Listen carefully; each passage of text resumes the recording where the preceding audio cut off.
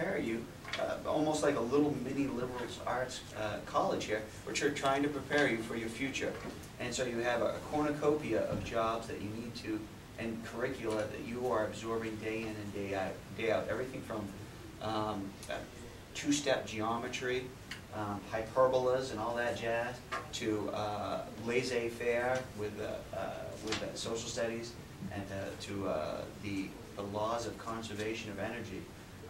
So many things that you are expected to know in life, and that you're going to be a student first.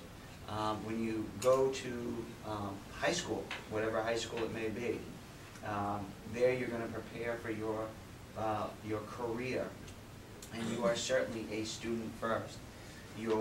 I would imagine the vast majority of parents would expect you to have a decent grade. They care more about you getting an education than about the fact, can you throw an 85-mile-an-hour slider in 8th grade, okay, which would be kind of phenomenal in 8th grade.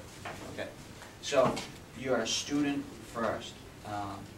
Later on in life, you have plenty of time to develop your athletic abilities. My opponent has mentioned that, fitness is important. Hey, we do have gym here at school. We also have health that preaches about fitness. Fitness is very important, but fitness is something that you also can do all on your own, whether you're part of a sport or not. Fitness is a life, just like accountability, just like responsibility, and just like academics. I agree with you. Fitness is lifelong, but that is also something that if you're not doing well in school, which again, there shouldn't be any reason why you shouldn't be doing well in school. And fitness is certainly something that you could do on your own. So that's my second reason why I'm right. I'm ready to hear your third reason. My third reason that I think that academic probation should be changed is because of friendship. Kids have friends, and friends are awesome.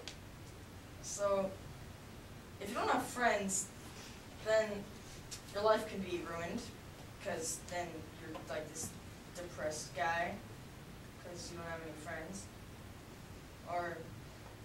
and you might not be. So, because So if you can't play soccer, you're gonna be depressed and you're not gonna have any friends. Is that what you're saying? No, it just gives you a chance to hang out with your friends.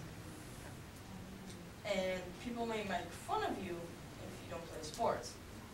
And that would be one of my reasons. And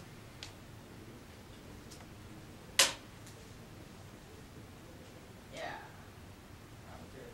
All right. The third reason why I will win this debate is responsibility. We try to teach kids to be responsible all the time. Try to teach them to be organized. Try to teach them to make sure that they have the materials that they need for class. Try to make sure that they, again, that's a lifelong skill, so later on in life, when they go to their high school, they know what responsibility is. They know what they need for life, whether it be at their job site. As a teacher, I know what I need to do to deliver a lesson or deliver an education. And real estate, I'm also a real estate agent. If you want to buy some property on Level Pond, come see me. So, so as a real estate agent, I have certain responsibilities to my client, to take care of my clients, to be successful. If I don't do that, I'm not going to be successful, I'm not going to be responsible. Responsibility comes as you grow up. And I feel this policy really does teach responsibility. Again, because there is that probationary period. There are times in which kids' grades are going to slip. I very much understand that. Things could be going on. You can get more empathy from me than anybody else. I understand that. That means, we have a probationary period. That gives them a chance to get their grade up. And then, hey, they're still with their team. While they're on probation, they're still on their team. They still have friends. They're still being fit. Okay? And hopefully, during that 2-week period, while they're with their teams, they're still being fit, they're also getting their grades up, and they're showing responsibility.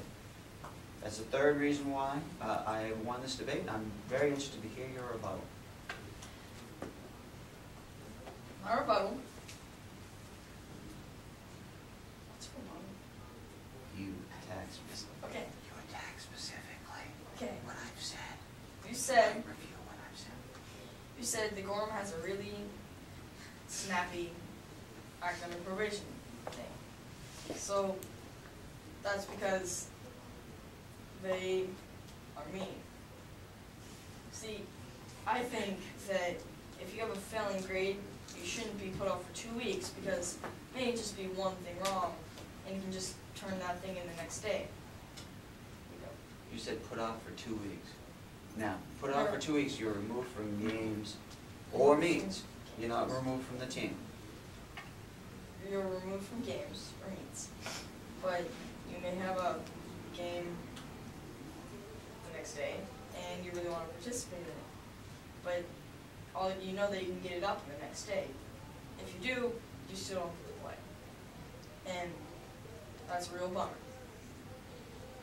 So I think that you should be able to get back on the team or keep playing games once you get your grade up. And you should never be kicked off the team. And you also said something, I forgot what it was. So, yeah. Okay, excellent. Kids, as fellow students, we all need to be held accountable for our actions. If we do wrong, we should be held accountable. Not only for us, but for others around us. If somebody is breaking the law, somebody's breaking a rule at school, they should be held accountable so that we can see that there is fairness. Students are students first. We all should be students first. We all are learning. Heck, I am a lifelong learner. I'm learning every day. Get some new dance moves I learned just the other day. Okay? I'll show them to you guys later. But anyways, we're students always, and I want us to be, I want that to be known, that I think the school really respects that in as far as an academic way, and especially with this academic eligibility, that you are given those 2 weeks to get your grades up. You're not removed instantly, okay? And that grades come first. Grades are what go on your permanent record. When you get done here at this school, there's a little card. It has your days of attendance, and it has your grade in all your classes. It doesn't mention, did you play baseball, track, lacrosse, basketball, cross-country skiing, cross-country running, soccer, football. It doesn't mention any of those things. It mentions your grades. That's it. You are a student first. And also, because of that, you should be held responsible. You should be responsible in classrooms, and you should be responsible on the field. And that's what we're trying to teach you. My opponent mentioned that lack of motivation. I would argue that the academic probation eligibility policy here at the school, it should motivate you to do grades. Look what's happening this year with our grades and retention. I gotta tell you, I don't know about you, I'm seeing some motivated students all of a sudden. Okay? We want kids to be motivated. We want kids to be successful. And if that's what we need to do to motivate them, then so be it. I agree, teams, athletics is a way to be fit, but that is certainly every student's choice, whether they want to be on the team or not. And if they choose not to be on the team, there's plenty of kids here at Mollyhawken, plenty of kids at our school that are not on a team that are still fit, but they're not on the team. They're not obese. And there are plenty of opportunities here at this school to be with your friends. And geez, in this virtual world that we live in, you can be with your friends virtually after school. That happens all the time. And again, my opponent mentioned the second failing grade. Feels that, well, at the second failing, I should get another chance. By then, it's way too late. There are far bigger problems with your second failing grade. So For accountability, putting students first, and responsibility, those are the reasons why I won this debate, and you can turn the camera off. I hope it still has